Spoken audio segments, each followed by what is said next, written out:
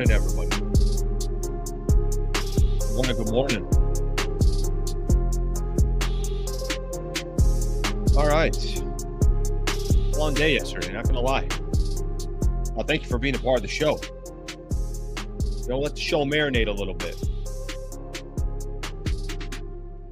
Starting to learn a little bit more about the background music here. The show needs that. You got to have some music in the mix here. So we're working on that. Maybe kind of fade it out a little bit when it's time to go. Maybe bring it back for NBA news. When I do some NBA stories, bring it back as we get towards the end of the show. I appreciate you guys being a part of the show. Thank you very much for being here. We got a packed show today.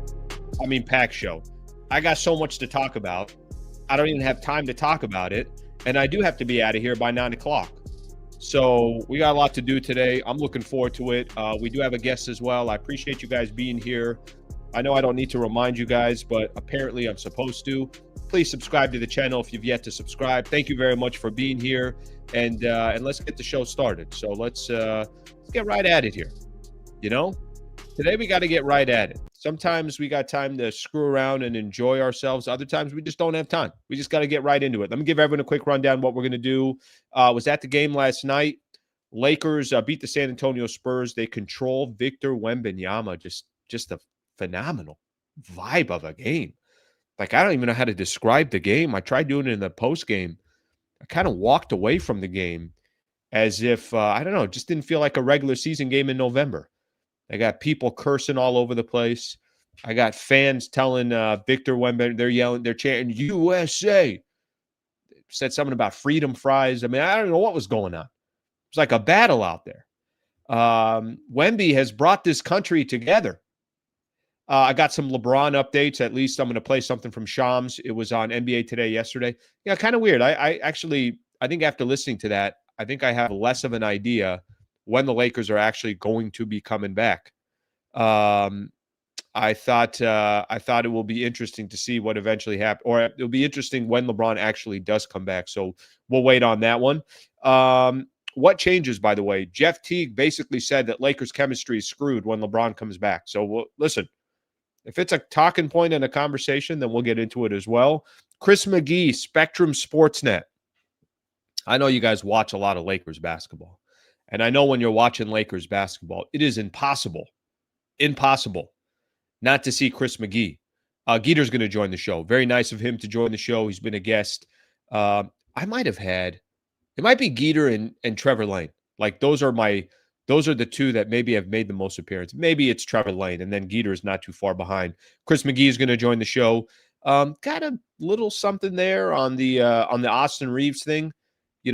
Just listening to JJ Redick talk yesterday, there were a couple of things that I kind of took into mind there.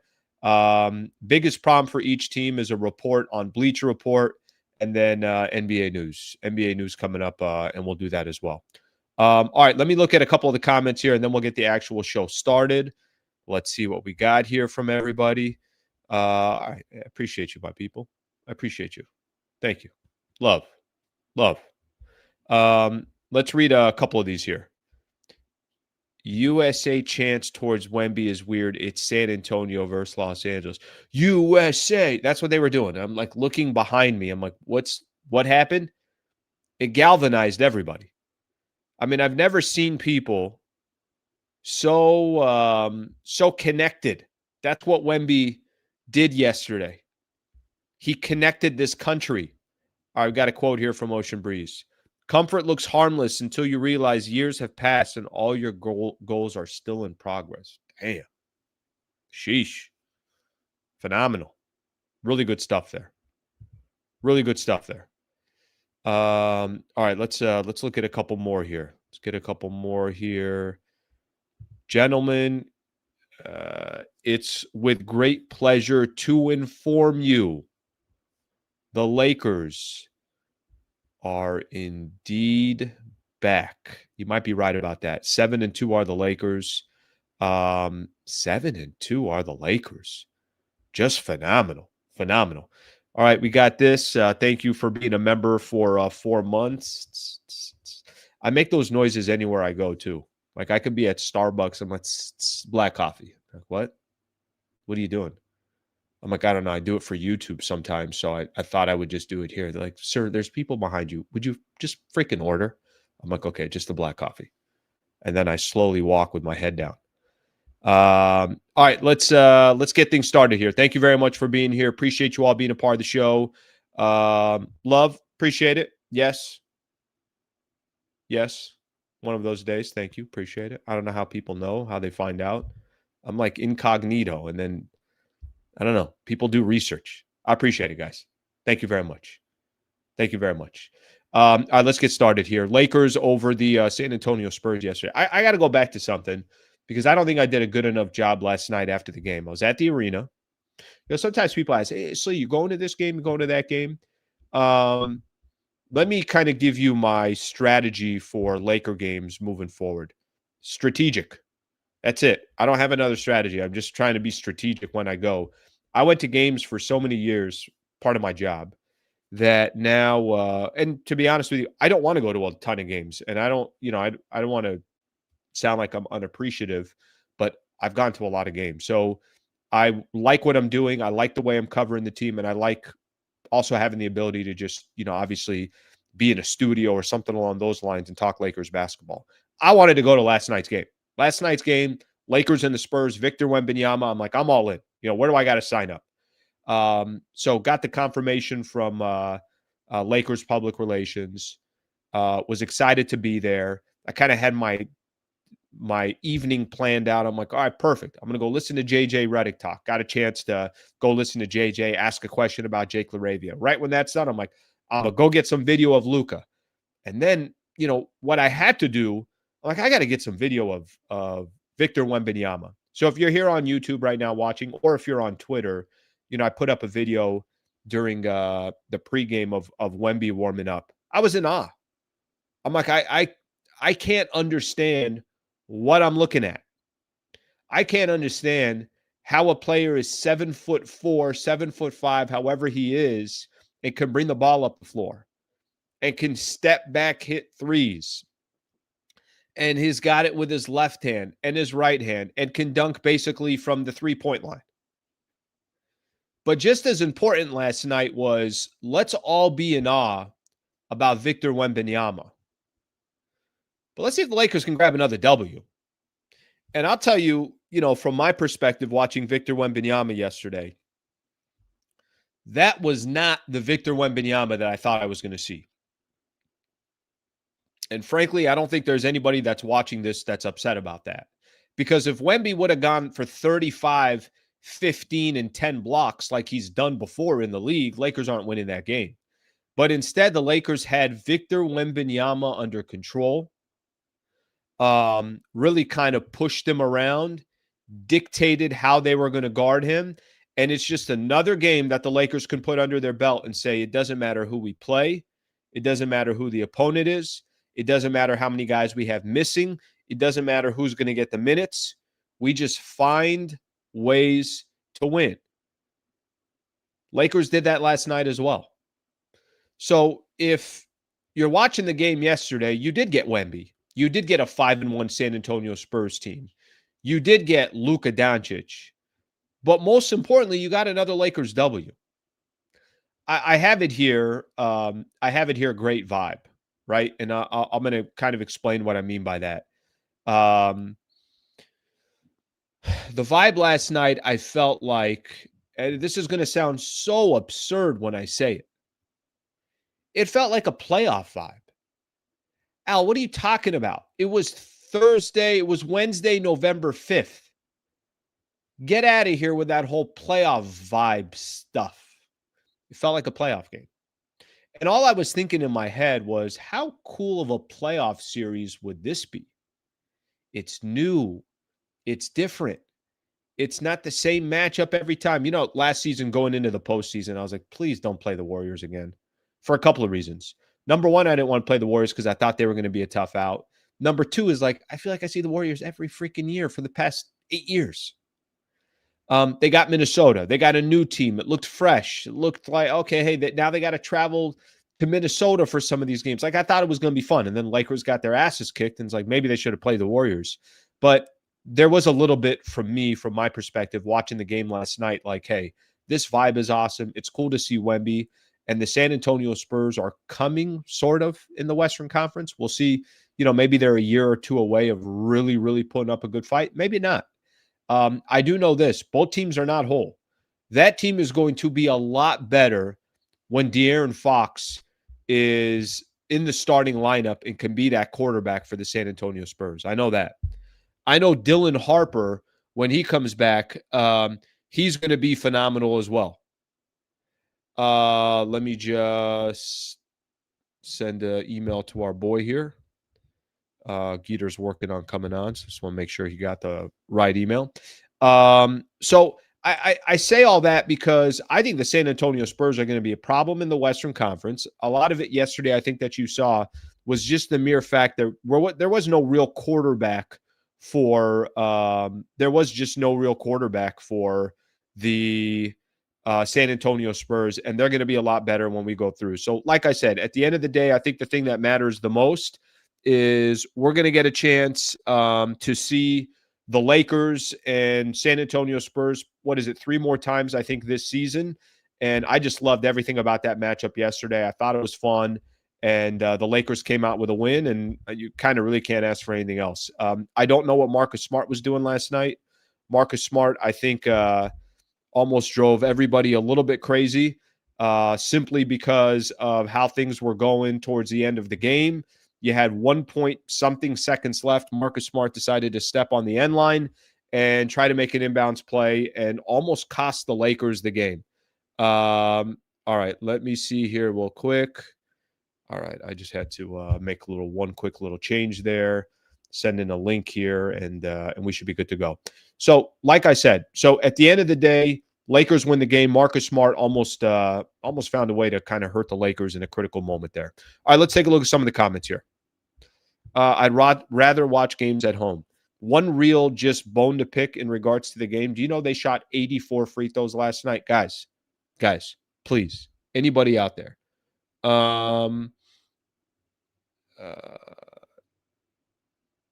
Okay. 84 free throws last night. 84 free throws last night. If you are a referee in the NBA, 3-hour game, too many whistles. I'm with everybody here. I'm not. If you're a referee or if you're the NBA and you have a game that goes 3 hours long and you have 84 free throws, are you not the NBA the next morning saying, guys, what are we doing out here? What are we doing? Lakers can't take 44 free throws and the Spurs can't take 40 free throws. We can't do that. Not good for our league. This is not good for us. Let's make sure that we never do that again. All right, let's take a look at a couple more comments here. All right, just making sure we got the right link here. And I hate to do this while we're doing the show, but, we got Geeter trying to get in. So I'm trying to make sure that he's good to go. So let's see if we end up getting him here. Let's get another one here. Hey, Slee, in the chat yesterday, I said Wemby would be in early foul trouble and possibly foul out late in the game. Second quarter, 8:32 mark. Wemby had 3 fouls in late game. He also looked winded. There was a lot from my perspective, watching him. He did not look comfortable at any point, which is exactly what you want to do if you're the Lakers, right? You never want to give this guy any comfort. He's too good of a player, too talented of a player. Like, look at the totality of what he brings to the table. Never have him comfortable, ever. Never have him comfortable. And I think the Lakers were obviously able to do a few things yesterday to make him uncomfortable. But probably the most important thing is they got him in situations where he couldn't be as effective late in the game, couldn't be as effective late in the fourth quarter. Rui Hachimura, this was something that JJ Redick said. He said he made the 2 most important plays of the game. He hit a big 3, and really he wasn't having that good of a game. And then he got the charging call on Wemby. So kind of a perfect night for the Lakers, to be honest with you. Wemby did have a long pregame workout on the court. He was out there for like 30 minutes. Yeah, he was just the guy is amazing. Called a foul. Yeah, Jake LaRavia, a bad foul. Slee, don't you worry about the playing time of Luka. To be honest, I don't. And I'll tell you why I don't worry about it. It's because they're eventually going to get Austin Reeves back. They're eventually going to get Luka back. So I do think that some of the burden will come off of Luka. So I think that's, obviously going to happen as well. Let me sneak in one more. Can we talk about Marcus Smart? He's a beast for this team. He was up until 1.7 seconds left in the game. Hey, that's like a play I make in a pickup game. Yeah, we lost the game. Sliwa stepped on the baseline, and that's it. It's over. One of the guys from the opposing team called it. He's been great. Every addition that the Lakers have made so far this year, and that's why I'm trying to go out of my way and compliment Rob Pelinka as much as possible. Every decision he's made has worked out so far. All right. I don't know if you guys ever watch games on TV, but there's a man. Some say a myth, some say a legend. Chris McGee. Some call him Geeter. And he is joining us here on this beautiful Thursday morning. Oh, look at you. Oh, look at you. Look at you. How we doing, buddy? I'm gonna throw that in a couple different ways. Number one. By the way, first of all, who calls me Chris? Nobody really. Okay, good. Yeah. I mean, if it's not the last name or Geeter, then I don't know who they're talking about. You can't narrow it down. If the Lakers sent us these yesterday. Me, Allie, Rob, and James. Oh yeah. For the show. Oh, you look good, man. Thanks, you look good. That's it. That was our interview. He was just displaying. Yeah, he was just wanting to display the jersey, and he's really busy today. So thank you very much, Geeter. I appreciate the time. See you later, everybody. Hey, I didn't surf today because of you. Is that right? That's how much I love you. What time do you go? We should go around this time, probably in the water by 8. By 8? It's been beautiful out. Yeah, the waves aren't great today, though, so that's why I agreed to do all. Nah, just kidding. For you, you saw here, buddy. Report. You saw the report. Well, no, we're 7-2, so I hop on with Slee. I appreciate you very much. Appreciate you coming on. Love the jersey right there. All right, talk to me, brother. Okay, so let's go back real quick yesterday. I will say this. I know you were not at the game. You're in the studio. You're in El Segundo. You're doing the broadcast, everything else. I will say, and I don't know if it came off this way on TV, Geeter, this is going to sound wildly dramatic, a little bit of a playoff vibe. I'm not kidding. There was a little bit of this like, hey, this kind of feels like a little bit bigger of a game. You got Victor Wembanyama. You got, obviously, Luka Doncic on the other side. The vibe of last night's game was awesome. Really, really good.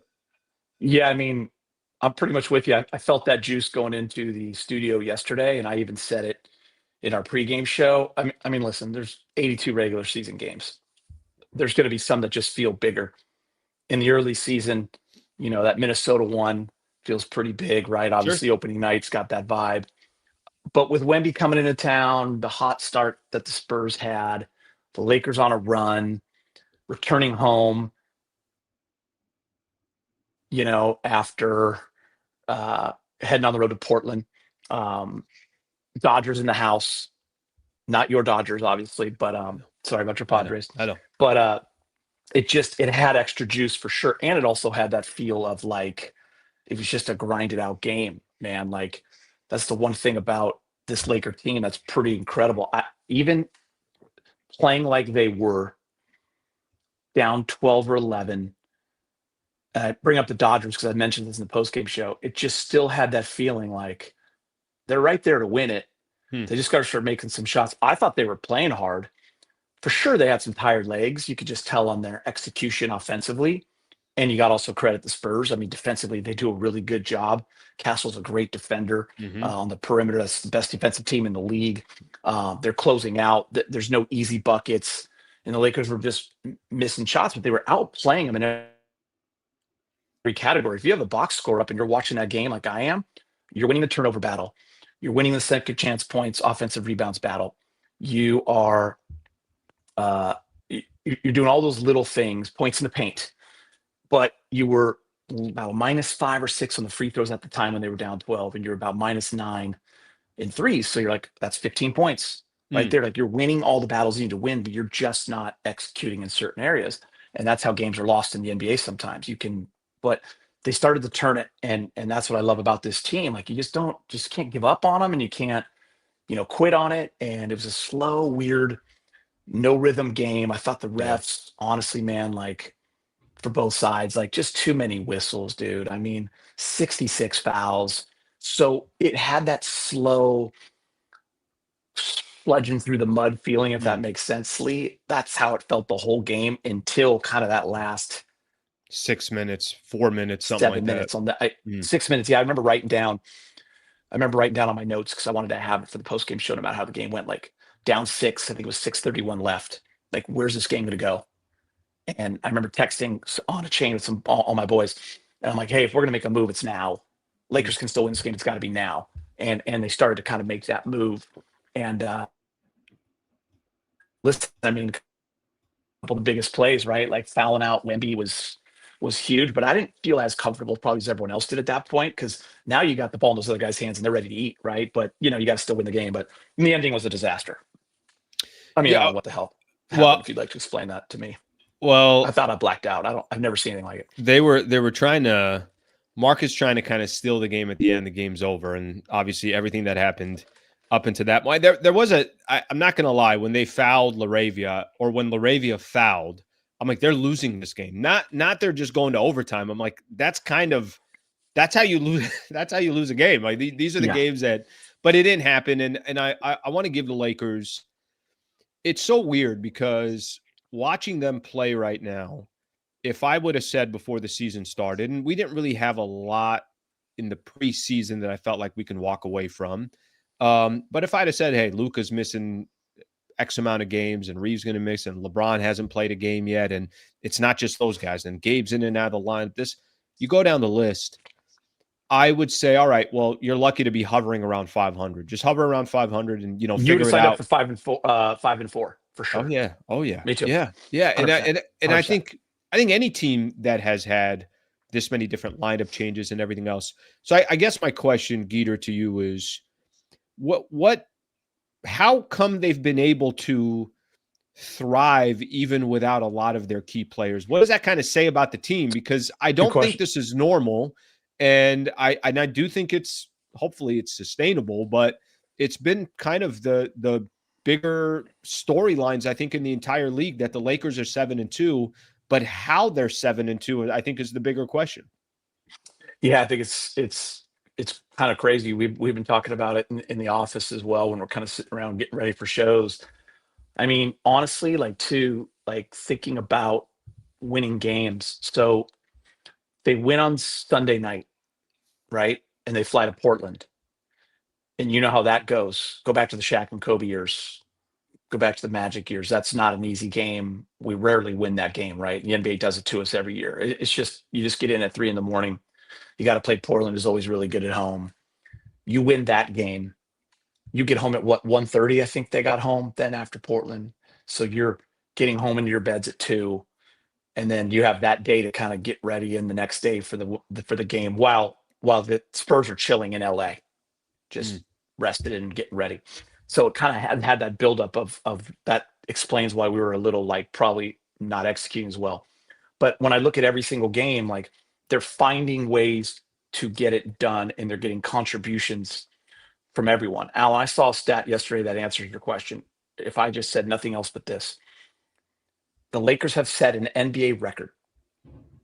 Most guys with 25 points or more in the least amount of games. Mm. They've had 6 guys, with LeBron James not playing, that have scored 25 or more. Hmm. Right? Rui, DeAndre, LaRavia. Luka, AR, two-way contract, Nick Smith Jr. Oh my God, that's right. So they've won these games because I think they're really prepared. Mm. Like their plan yesterday defensively, that's as well as you're going to defend Wemby. You could play that game 10 times. That's the best you're going to defend him. Hmm. He impacted the game little compared to what he usually does. They're prepared. I think the grit of guys like Marcus Smart and Jake LaRavia have also helped this team. I think, to answer your question a different way, they like playing with each other. The chemistry is right. They've shown fight, which I love. DeAndre Ayton, the play of DeAndre Ayton, if you go back to the preseason and you probably look in your mentions or you go back to your shows and you look at comments, this is why I tell people, like, I act like you've been here before. Like, don't panic so much. Like, oh, DeAndre Ayton scored 2 points. It's a preseason game with nobody in there yet. Like, he even said this to everybody after game one. Like, I'm a confusing big. I haven't played with the guys yet. Like, they weren't really in the preseason. So here's what I've been taught by Chris Paul in the pick and roll. Here's how teams like to play me. Here's my comfort zone. I'm going to roll sometimes. Sometimes I'm going to sit at that 10-foot range where he's absolute money. But you see his confidence growing with every game. And I interviewed him, Alan, the day that he had his press conference. And when I interviewed him, it was just the two of us in the practice facility. And he'd already addressed the media. And I'm getting my one-on-one, but we had a chance to chat for just a few minutes. You know, sometimes you have those moments, right? And he was just kind of looking around, and I could see it, I could sense it. And we were just talking off camera for a minute, and I was like, "Man, how's it feeling?" And he's like, "This is it, man. Like, this is, like, look around, like, I'm here." There are guys that understand where they are in their lives, where they are in their careers, and what building they're in.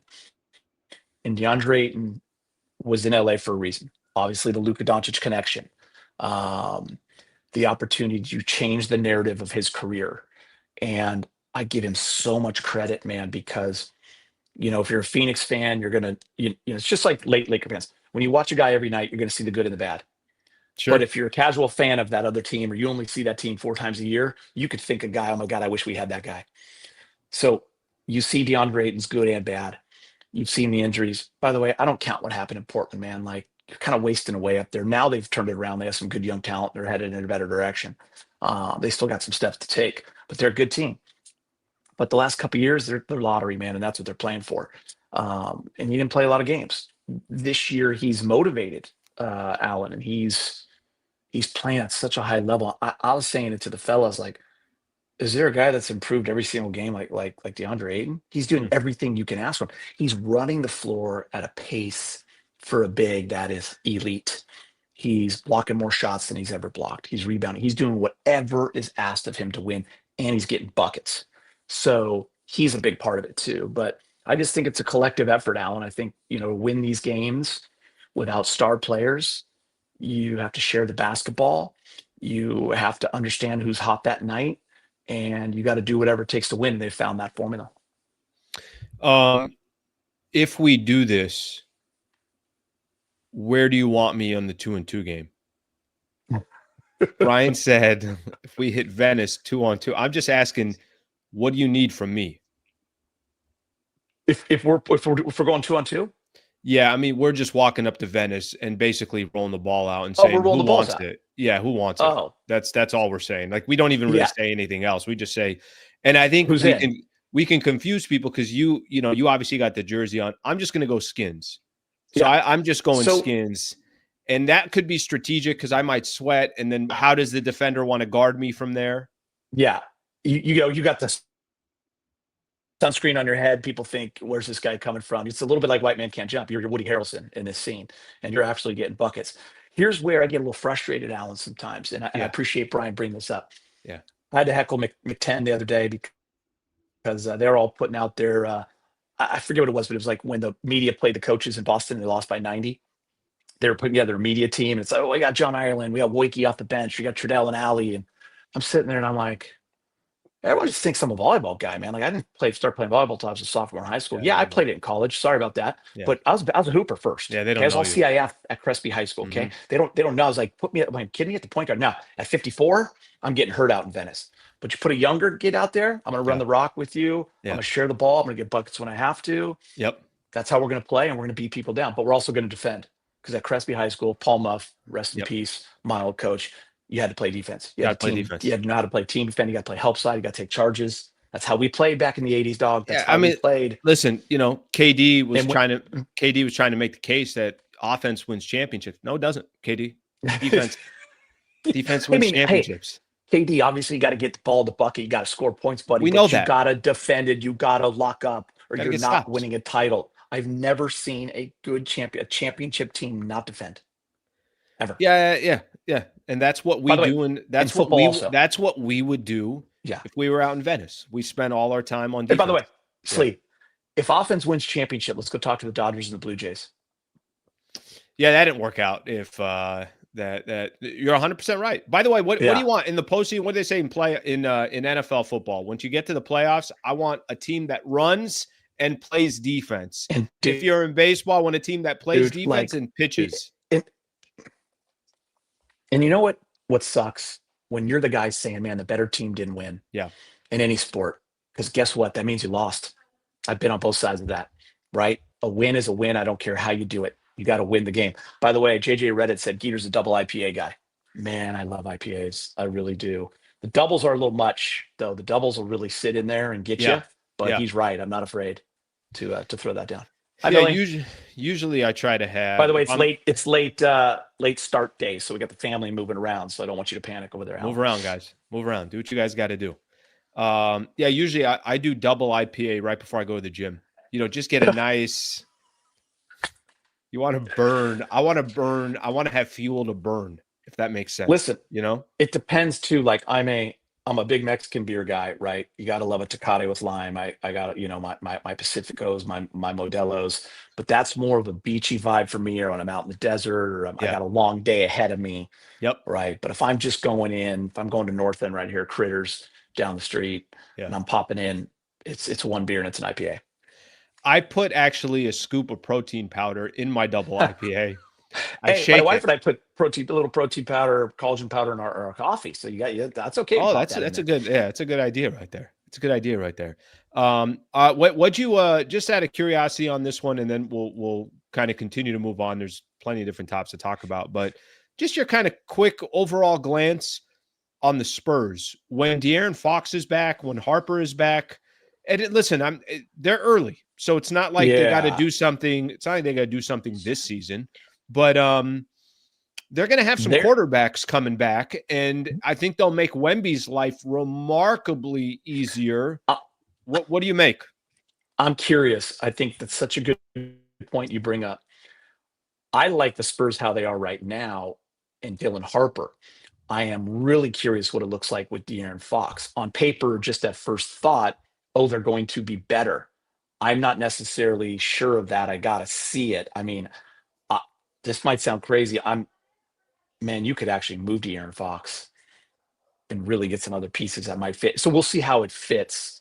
They are nasty. By the way, it's not crazy. And he would technically be the most movable contract too. He'd be the most movable contract. To go get what you need. Because you have the Self, you have Castle, you have by the way, their bench was great last night. They were 13 of 14. You got Dylan Harper. This is a this team has got. I can't believe they got De'Aaron Fox and didn't have to move any of those young pieces. I know the Sacramento Kings are a joke, and I don't know what that was going on there, but I for sure, I like this team. They're taking a big step up this year. I had them taking a step, but I'm having them with a big step. I don't know if they're like that year Memphis had and Sac had. Remember, Memphis got to a 2 seed, Sac got to a 3 seed. Yeah. Both lost first round. Memphis lost to the Lakers as a 7. Kings lost to the Warriors in 7. I think, and they were a 6 seed. I'm not going to put them in that category because they're going to be around for a long time.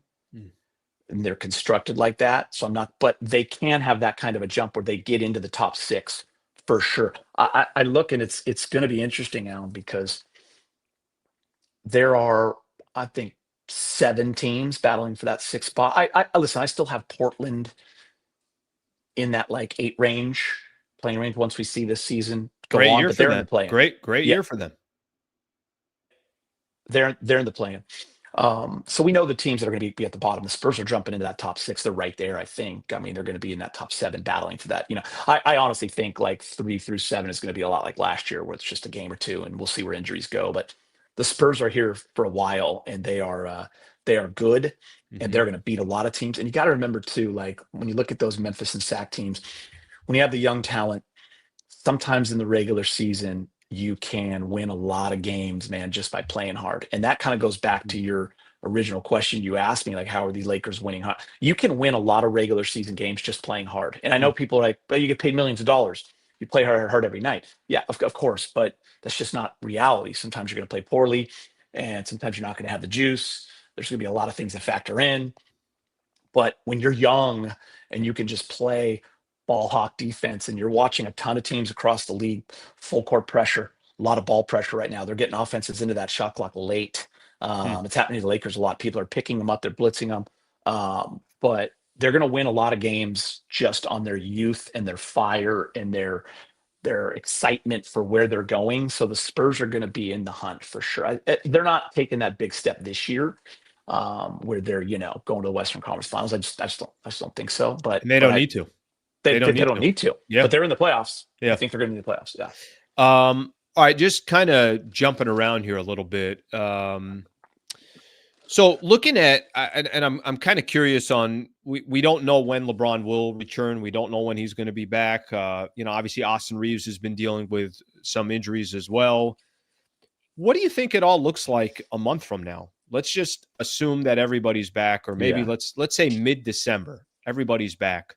Where are the Lakers? Like I think there's such a good vibe. Obviously, the chemistry's been great. They're doing some beautiful things. Guys understand their roles. But the reality is, if the Lakers want to accomplish their ultimate goals this year, they're going to need LeBron. Obviously, they're going to need Austin Reeves. You're going to need all that depth. Just what do you think it looks like when everybody's there? I'll say this. I have 2 thoughts on this, if that's okay. I think it looks, I'll give you the first one. I think it looks better than it did a year ago. And I thought the Lakers were a damn good team. And I kind of split that into 2 teams, the AD Max team, and then when Luka came and Dorian Finney-Smith got acclimated. And I thought there were 2 different kinds of Laker teams. And they finished 3rd in the West. They were 5th best overall record in the NBA. I thought they were great last year. They just lost first round. They came up against a tough matchup, didn't execute, got dinged up, lost. Happens. I think this Laker team is better than that team. I didn't know that going in, but Jake LaRavia is better than I thought. DeAndre Ayton is playing better than I thought. Right. So, and Marcus Smart is who I thought he was. And I wish, and I was hoping he could be again. He's not 25-year-old Marcus Smart, but he is so impactful in what he does for a team. So that being said, when the Lakers are at, when the Lakers are at full strength, they're going to be a problem. They're going to be a very good team. And I do honestly feel they fit in that top 4 or 5 range. They're right there. And I don't know where. But don't get the notion in your head. I know it's super hard for fans because you're so excited about what you're seeing right now. And let's be honest, I love the style they have right now. And you can see when guys aren't in the game and Luka's hurt and AR's hurt, the ball's moving and different guys step up. You don't sustain that for 82 games. You need your stars there, but you need your role players then filling in.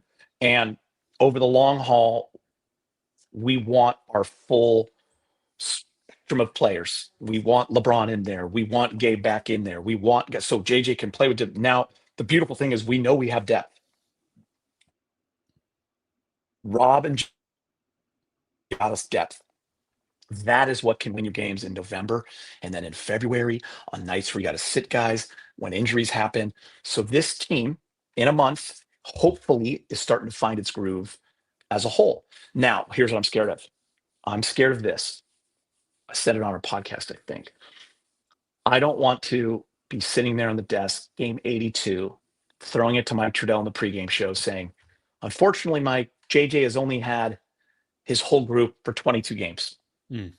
Throw out a number, low number of games. That's what this season is just giving me a little, even though we're 7-2 and I'm enjoying it more than ever, it does give me a little angst. It does give me a little concern. Like every single night, someone's on the damn ground getting hurt. Everyone's missing. Now AR's missing a couple of games. Luka's going to be having to be managed. LeBron, maybe coming back. I'm shooting for that November 18th, November 23rd mark. So I'm just, and I know every team goes through it, every single team, but we're deep enough to sustain it. We're deep enough to book a lot of wins, but I want this team to have a chance whole. And I just hope we get it. I hope we get it for more than 20 games, 22 games, because I think if we do, they can make a run. Yeah, it's funny. They've had. I was thinking about this yesterday. I mentioned it on the show. I'm thinking about Pelinka over the last, let's call it, year. Okay, so he trades for Luka. He extends Luka. He makes basically 3 moves in the offseason. The offseason moves are Jake LaRavia, Marcus Smart, and DeAndre Ayton. I think the LeBron, this could be the final year of his contract, or it is currently, right? I think not getting it locked into something long-term. Okay. That could, I think, be beneficial. Let's see how it looks after 23 years. Maybe LeBron decides he's done. JJ Redick, how he's looked as the head coach of the Lakers. When you think of Pelinka right now, and you talked about some of the depth that they have and what it could look like down the road, I'm trying to feel, and I'm not, obviously there's areas of Pelinka you can be critical about. What can you be critical about over the last 8 or 9 months? I genuinely don't think there's anything I could be critical about. It's so funny you say that. I always have to remind people, this is not baseball. There are cap rules, and you're all playing within those rules. Mm-hmm. It's not, well, we have a rich owner, we can just go spend the money, or we're the Lakers, we can just do this. The rules have changed in the NBA, and you have to play within those rules. The Lakers, I think, are always trying to win in the now, but are seeing and learning over the last decade how the NBA is played, and that you also have to plan for the future. Sure. So I said this yesterday, they had a limited budget. Think of a limited budget. Think about you having X amount of dollars and you're going to the store and you can't spend over. Mm-hmm. For what they had, unbelievable what they did with Jake LaRavia, small deal. Marcus Smart, DeAndre Ayton, absolute steal no matter what he does the rest of the year for that price. Mm-hmm. For that price and for a premium in this league on big men right now, you got him at the biggest deal you could get. What they have Austin Reeves on is hilarious at this point, that he's making $12 million. Guy's playing like he's making 35 or 40. So what they've been able to do in terms of being competitive and building the team around their 3 guys, Luka, LeBron, and AR, you have to applaud it. You have to enjoy it. And by the way, it's a fun team to watch. The only other thing they could have done is make trades. And I've often said they are now in position, if they wanted to, you do have movable contracts. We'll see what you can do. But here's what people don't get. You can't just watch a guy one night and be like, that's the guy we're getting. We're getting that all-star, and we're just going to give him this, and he's coming back. It doesn't work that way. It just doesn't anymore. So are they always looking to better their roster? Are they getting calls? Yes, but trading certain guys and not getting enough value back, it's just not on the table. And you just got to understand that. And I'm sorry if you don't. So that being said, you cannot be too critical at all, because they've been absolutely they've been awesome, man. They've been able to build depth. Listen, losing Dorian Finney-Smith, I was super bummed. Has he played yet? No, I don't think he has, right? Been hurt. Yeah. Jake LaRavia on a cheap deal, and I love Dorian Finney-Smith. By the way, does a lot of different things that in that spot we did not have. He's a playmaker. He can pass the ball. The other night, where were we? It was at Portland, where he didn't have a great shooting game, but 11, 6, and 5, and 4. 11 points, 6 assists, 5 rebounds, 4 steals, or 3 steals. I think it was Portland. I think you're right. Yeah, it's 7 steals in 2 games. So I'm super impressed, like the kind of player they got. He plays really hard. He plays the right way, takes a charge, boxes out, cuts. Like, those are the guys you want, because look at Alan. When you're in a game when there's no AR and no LeBron and no Luka, guess who's getting 16 shots? Rui Hachimura's putting up 28. Guess who's getting 14 shots and putting up 29? DeAndre Ayton. Nick Smith Jr. is getting 10 shots. But when Luka comes back, the volume goes down. Mm-hmm. Okay? That's basketball. It's like Richard Jefferson when he was scoring 22 a game. He and I used to talk about this. And then he got traded to San Antonio. Spurs fans just thought he was going to score 22 a game again. And he became trash in their eyes because he had to stand in the corner. Guess who told him to stand in the corner? Pop. Idiots. Right? Like, it's Tony Parker. It's Tim Duncan. Mm-hmm. It's Manu Ginobili. Dude, you're fourth and fifth eating. You got to play your role. Defend, get rebounds, get out in transition. You're going to take three or four threes a game. So pieces have to fit with the guy, expecting those stars to be in. Like, this team is built for LeBron James to be in the game, Luka to be in the game, and AR in the game. But when they're not, these guys can ball. These guys can ball. Now, if those guys are in the game, play your role. Play winning basketball. Get a charge on Wemby to foul him out of the game. Get a rebound, get a steal, Marcus Smart. Change the whole tone of the game at Crypto in game 2 when we play like crap against the Warriors and it looks like we might win 15 games this year. Steal the ball from Ant when he's crossing you up, trying to get across midcourt, fall on the ground, crowd goes crazy. We're back in it, winning basketball. That's what a team is. That's pieces, and that's what they're trying to form. Yeah, the LaRavia piece I love because I think yesterday Redick had said that his first call to start free agency was to Jake LaRavia. And the point that he was making was like, yeah, I was, there's nothing surprising me. I know he can do all this stuff and, you know, obviously what that ceiling is, but that's just one example. I mean, there was no, even if Ayton was awful, Smart was awful, and Jake LaRavia was awful, obviously all hypothetical. They still were all very, very low risk options, but all of them are hitting, you know? So if they went to the grocery store, I don't know how they got it, but they got some good meats in there. They got some good dairy in there. They got some good bread. I don't know how they proteins, got it. Yeah. By the way, Alan, this is why I'm sure you say it on your show all the time. Like, we can't judge. We judge so quickly here. And I think it's everywhere. I say here because we're in it every day in every sport. But like putting Pajes in the World Series in Game 7, who hadn't been hit at all, but you put him in at the right time because he's your defensive player. Edmonds on a bad wheel. Guy goes and makes a catch where he bodies and posterizes Kike out of nowhere. Could have won the game. I mean, you could say that was the winning play. 100%. Like when Jake LaRavia is 0 for 4 in his first preseason game, and I got text messages like, dude, this guy, like, just let it breathe. Yeah. You know that great bottle of wine that you love, Alan? Drink it every morning. Good. Pour it into your, let it sit. Yep. Let it sit. Let's let it sit for an hour. Let's let it breathe for an hour. Let it breathe. And you know what? It tastes a little better for sleep. Yeah. It tastes a little better for sleep. So, tell me what happens. What happens here? You're, Lakers don't play today. Lakers don't play today. Yesterday, it was as if it's the equivalent of you playing basically 48 minutes of a game. You do everything you can. You leave it all out on the floor. Yeah. What happens the next day? Like, what do you do today? Like, what is the game plan today? I've been on a little kick. I told you, like, been getting in the water. Yeah. I truly think ocean therapy is the greatest therapy in the world. I have a good crew. We go out. I'll get up. Girls are getting ready to go to school. They, my oldest senior, youngest freshman, so they drive together, which is awesome. Kind of chill, talk to the wife, go through the day. We got the dog, but the waves are good. The weather's been great. So I think it's kind of a fun time to get out in the water. That all changes when you're freezing your ass off in December and you got to start to really get motivated. But it's easy right now. That's a good way to get exercise. Maybe do a little hot yoga in the morning sometimes. Look at you. Maybe go to the gym, but I got to do something. Yeah. Or maybe I'll just pop on the couch and watch the morning show that I got to catch up on. I don't know.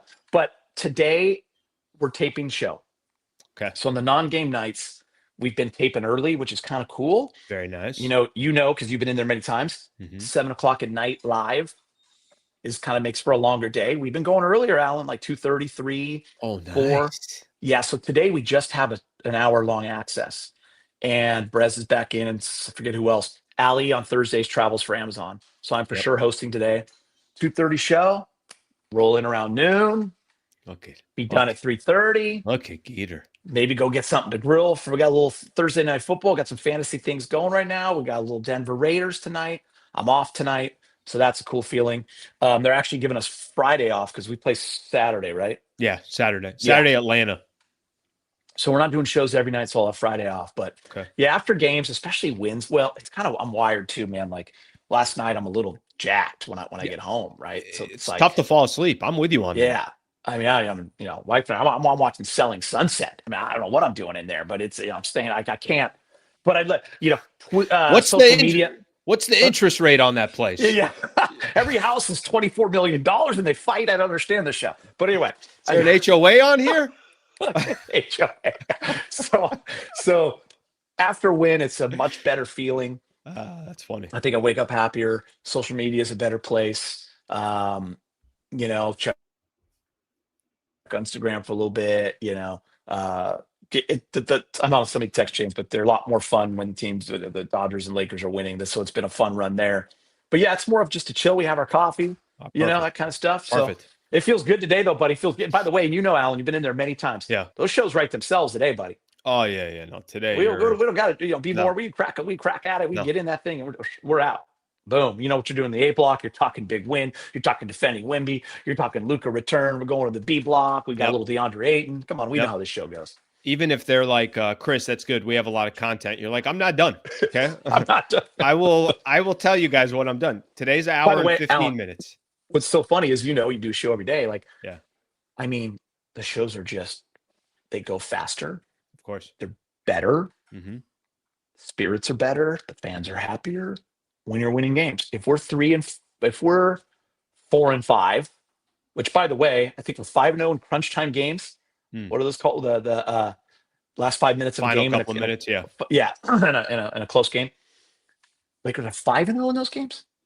If you're 2-3 in those games, all of a sudden are you singing a different tune? AR doesn't hit that floater. AR doesn't hit that floater. It's a devastating loss in Minnesota. Mm-hmm.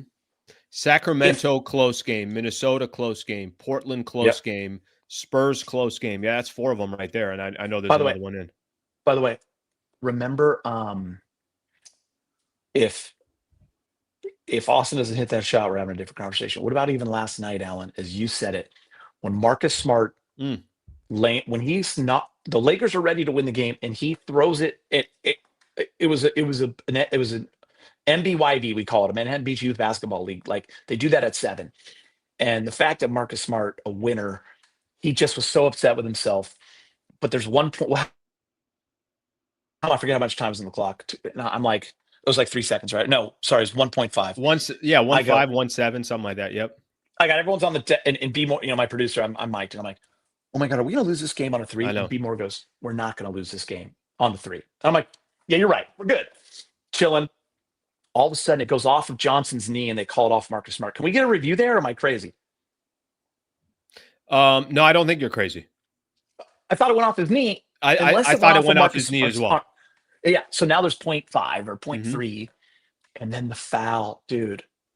Alan, I'm like you. I'm like, I thought they were are we going to go to? I have the whole show written for a win. And I'm like, are we going to go to OT now and trick this away? Relax, we're good. Big game James goes, oh, he's missing this one because it was taking a while, and he was just like kind of in big game. More time to think about it. Mm-hmm. And he missed it, and then I'm like, then I thought we won, and I'm like, wait, let me guess. Tip-in possibility still? Can I relax for 2 seconds, please? And of course, the guy almost tipped it in. Mm-hmm. Spurs had very random chances at the end of that game, and the Lakers gave them all those chances. What's the tone of this interview if they lost a 20-point lead in Minnesota and a 14-2 run to lose because AR misses that shot, or Rudy doesn't do something stupid and try to hedge high, or they lose last night on a tip-in and go to overtime? What are you and I do? I'm actually canceling. Okay, to be honest with you, Geeter, that was kind of my expectation, is a little bit of like, I feel like they've been playing with house money. Listen, you're not supposed to be 7-2 with this many injuries. You're not supposed to be 7-2. You're not supposed to win 7 of 8 when you have this many key players out. And this schedule with some sneaky back-to-backs flying to Portland. You know what they're trying to do? Get a little 4 and 5 out there. Well, whatever they're trying to do, it ain't working. It ain't working. Yeah. Are you fired up on Ayton? Oh, Ayton's been amazing. And I think it's a perfect marriage is the best thing that I'll say. Like a lot of people look at Ayton and it's like, hey, this could be his last chance. Or like you were saying, when you're having that conversation to the side, he's like, hey, this is it. I feel like he's very aware of the moment. Yeah. He's understands what an opportunity is for him. But I also think the Lakers need him. Like when I say it's a perfect marriage, it's not just, this isn't one-sided where it's like Ayton, it's all in your hands. The Lakers need Ayton. And you know what's huge? I tried to say this in the offseason. I might have said it to you. Mm-hmm. And I've tried to scream it from the mountaintops on our shows. A big part of this was not just getting DeAndre Ayton, keeping Jackson Hayes in the role where I think he thrives. And then what happens when he starts? He goes for what, 18 or 20? Like he has that ability. He had great energy last night. I think he had 9 points. He's 4 for 4, 4 for 5. He did some really good things. He's great in that role. People forget AD went down last year. Jackson Hayes was awesome. Luka came over. Instant chemistry. He was getting 18 points, 20 points on 7 shots.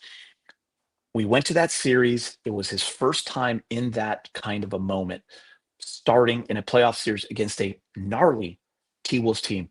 And sometimes, and you know this from the 80s on, remember quick fouls guys would get, and you'd be like, remember the 80s, Kareem would get 2 quick fouls. You'd be like, oh, they want to, Detroit's going to have the advantage this game, whatever. And then go the other way. He was getting quick fouls in the first quarter, played off the court. He got frustrated, got a T in game 3. Like those little things added up to the spiral down for him, and all of a sudden him getting played off the court and then not playing. The same, but the basketball player was still there. He can still play. Hi, Luka. He can still play. So he's getting an opportunity to be in a great role. So yeah, DeAndre Ayton has been awesome. And so is Jackson Hayes in his role. So my whole point was like, those two guys are good together. Well, Chris, they're also completely different players. So you have, rim runner, vertical, athletic. Stylistically. Thank you. JJ Redick can basically, he doesn't have to play Jackson Hayes. He plays Jackson Hayes when he needs that from Jackson Hayes. Yeah. And I think that gives, obviously, and it's just a completely different look. So you have obviously different options and different opportunities. All right, I'm going to leave you alone. That's it. Go surf.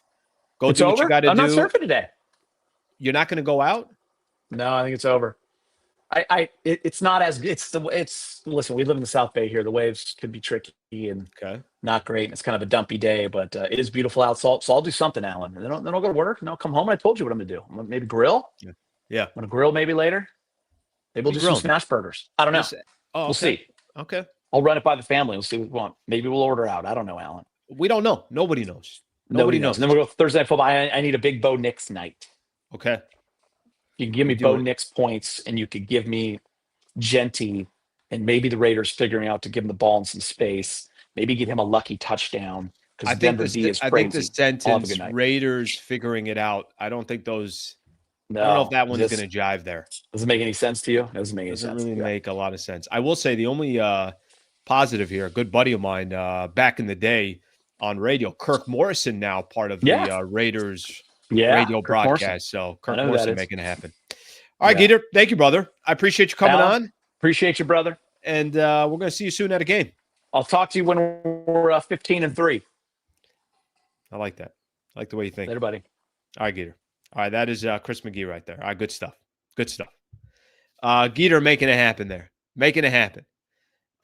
Good man right there. Always appreciative of his time.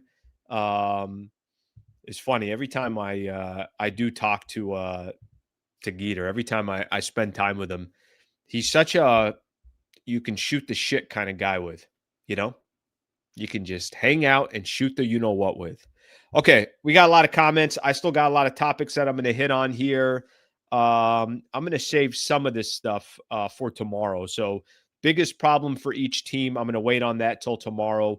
Let's talk LeBron. Let's talk the latest on Reeves. We'll get some NBA news, and then we're going to get the hell out of here. Thank you all for being here. Appreciate you guys being a part of the show. Please subscribe to the channel if you guys don't mind. As always, I'll save the comments for a second here. Let me hit on a couple things here. So there was some news yesterday on LeBron, and it was with Shams Charania. I got to be honest. I think I'm a little confused by the I was a little confused about the timetable here just based on the Lakers schedule. Let me play this for everybody here so you guys can listen to it as well. Here's Shams on NBA Today, and he's talking Lake Show, he's talking LeBron, and when you could potentially expect LeBron back. Take a quick listen. Here's Shams with Malika Andrews. When we could see the NBA's all-time leading scorer back into the mix here for the Lakers. Malika, LeBron James has been working out individually, and I'm told the next step for him is 5-on-5 live play. And he will not be traveling on the Lakers' upcoming 5-game, week-long road trip that starts in Atlanta this weekend. So it's unclear whether he's going to be able to get that live action while the team is on the road, potentially doing it with the G League South Bay team, or do the Lakers and LeBron wait for the team to get back on November 16th, and then the live play process can begin then. I was told today that Lakers personnel are still operating under the belief LeBron James' debut will be around mid-November, but this is uncharted territory. He turns 41 next month. He's in his 23rd record NBA season, and that's why Rob Pelinka's 3 signings this offseason. I'm going to pause something here real quick. So I think, this is the one piece that I guess I'm a little confused on with LeBron. If he's not going to make the road trip, obviously, can he potentially come? I just want to keep the schedule up there. That's why I want to show this. This is the one thing I'll say. And November 18th or November 6th, 18th, the Lakers play the Jazz. They don't play another game till November 23rd. I would not be surprised if we're probably waiting for LeBron in that November 23rd range. And to be honest with you, at the end of the day, do you really want LeBron in November? I don't care. As long as LeBron's healthy and he's ready to go, that's all that matters. But it doesn't really sound like he's going to be back in mid-November. We'll see what happens. We're not that far away from mid-November. That's obviously a big piece of the entire thing. There was a piece yesterday. I want to play for not even play, but I want to just kind of talk about it here for a quick second. There was yesterday, Jeff Teague was, you guys remember, former NBA player Jeff Teague. I'm going to read a quote here from Teague, and this is in regards to LeBron coming back. Here's what Jeff Teague said. Now, he does his podcast, and I know was on the podcast, so I'm just going to read a little bit of what he said. He said, right now, they've got these young dudes playing defense, and Bron, where he had these moments, I ain't playing no defense. If he ain't getting the rock at something, Bron will give you attitude or something. This is, again, Jeff Teague via Basketball Network. It says, going forward, I'm seeing that AR, Austin Reeves, Luka Doncic dynamic duo. So it's time to not force LeBron to go out there. But anyways, Jeff Teague not feeling good that when LeBron comes back, that he'll be able to be the player that he needs to be for the Lakers and that he'll contribute the way the Lakers need him to contribute. Basically saying from a chemistry perspective, he's not sure that LeBron will offer the right chemistry. I will say this, to be honest with you, I think there's a lot of kind of noise right now about when LeBron comes back. I'm going to wait to give my opinion on that. Here's the reality. I think the Lakers need LeBron. If all of a sudden LeBron comes back and the chemistry is ruined, we'll talk about it. If all of a sudden LeBron comes back and the Lakers start losing games, we'll talk about it. If LeBron's not getting back on defense, we'll talk about it. But does somebody want to explain to me what LeBron did last season when Luka was on the team and AR that you felt like held the Lakers back? Because I can't find anything. Yes, is he older? Sure. Is he not playing the same type of defense that he used to play? Of course. All those things are accurate. But the case that people are making and wanting to kind of just jump through and say, hey, Lakers, they're not going to be the same team, or LeBron's going to ruin the Lakers when he comes back. I'm happy to have that conversation if it's factual. It's just not factual. So, and by the way, here's another thing that's not factual. I also can't guarantee you when he comes back that they are, the Lakers go to a completely different level. We'll just have to wait and see. We'll have to wait and see. But that's an interesting stance from Jeff Teague. And to be honest, I've seen other stances similar from other people as well, especially from a fan's perspective. One quick update on Austin Reeves. So here's what JJ Redick said yesterday. He said he's got some soreness in that right groin. Those injuries or a further injury on that, is hard. I've had him. I've had surgery. We're just trying to be safe with him, and hopefully that is Friday, but we're not going to put him at risk. And not Friday, technically Saturday. So when we'll see Austin Reeves back, I'm not sure. I had a question. Somebody was asking me early on, hey, Al, what do you think, with if they're putting too much burden on Luka Doncic? And part of my answer there was not necessarily putting too much burden on him, because eventually guys are going to come back that the Lakers are going to depend on. So I don't think I think the Lakers will be fine, and I'm not too worried about Luka's workload, because LeBron will be back and so will Austin Reeves, and this team will be whole, and they got so many other playmakers there. All right, let's take a look at some of the comments here. We'll take a look at some of the comments, and then I got a couple other things I want to get to as well. Lakers may not ever lose again. Maybe not, huh? Lake show or no show, let's get it. Thank you for the supers. Thank you for the members for being a part of the show. 3 weeks ago, NBA media said Lakers were a play-in team. You're right. They said they were 7th. That's how most people had them. I think we need the Slee and Gee show. Eli, thank you, brother. I appreciate your input there, and hopefully you guys enjoyed Chris McGee here coming on the broadcast. Jeff Teague. Looking for clickbait and trying to be a shock jock. All right, let's get another one in here. LeBron was a top 10 player in the league and was our best defender in the playoffs. Yet we have people that don't know anything about basketball saying he's going to make the team worse. I can't wait for us to have that moment tomorrow, or I'm sorry, when LeBron comes back, to really, really get to see what it fully looks like. That's all I care about, to be honest, at this point. All I really, really care about is, what's that ceiling look like for the Lakers? What's it look like? What can it actually be? I can't wait. I really can't. And I'm not even, upset at Jeff Teague or any of that stuff. Some people here, maybe annoyed that Jeff Teague said this stuff. I don't care that he said what he said. I'm just saying that it's not factual. So we'll just have to wait and see when he comes back. And I have a pretty good feeling that there's going to be a lot more good than bad when LeBron comes back. It's got to be healthy. Of course, we all know that. All right, let's get into some NBA news here.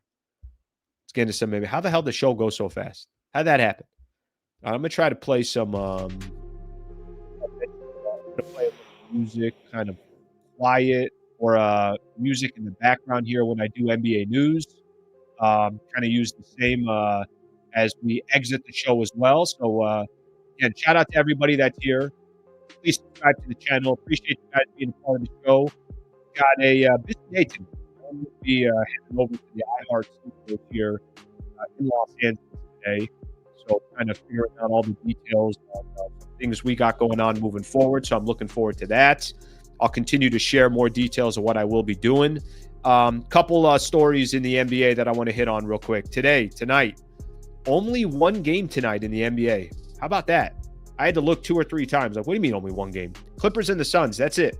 NBA TV, Clippers and the Suns on a Thursday night. That's all we got for an NBA schedule perspective. Did you guys see this news about Walker Kessler? To have season-ending shoulder surgery for Walker Kessler. That really, really sucks. I hate seeing it. The Utah Jazz, that obviously got a lot to figure out. Walker Kessler, that's been mentioned in a lot of trade rumors. Walker Kessler, that's been associated with the Lakers, and Danny Ainge will never trade him to the Lakers, this and that. They're asking for too much. Walker Kessler out for the season. Feel really bad for Walker Kessler. The Utah Jazz doesn't feel like they can catch a break. We'll see what happens, but Walker Kessler out for the year. Last night, Russell Westbrook, a little, what do we call it? They said vintage Russell Westbrook. I think that's probably the best way to put it. A triple-double for Russell Westbrook yesterday. Said that he's, I think he said he's the greatest rebounding guard. He said, humbly speaking, I'm the best rebounding guard ever. Yesterday, Russell Westbrook, 23 points, 16 rebounds, and 10 assists. The Kings beat the Golden State Warriors. So that's a little bit of a surprise. Definitely wasn't expecting that.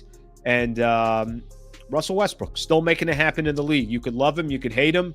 I don't really care either way, but I'm going to give the man credit if he does something. A triple-double last night. Like I said, vintage Russell Westbrook. Last thing I got here, there was a really good article on The Athletic about Ja Morant. What his future could be in Memphis. That there's some teams kind of lurking. Some teams out there saying, is Ja Morant staying or is he going? And the teams that they listed out there, they said the Minnesota Timberwolves, per team source, are one team to look out on. They had Sacramento on that list. Houston was on that list as well. But this is not based on facts. It was just like, keep an eye on some of these teams that are out there. Ja Morant, obviously, we know his situation in Memphis. Not a fan of the offense. I'm assuming not a fan of the new coaching staff. The Memphis Grizzlies. And looks like a team that at one point had really good promise a couple years ago, and it looks like that's just fading. There's a good article in The Athletic from Sam Amick. All right, my people, let's get a look at a couple more comments, and then we're going to call it a day. Let's get a couple more in here, and we're going to call it a day.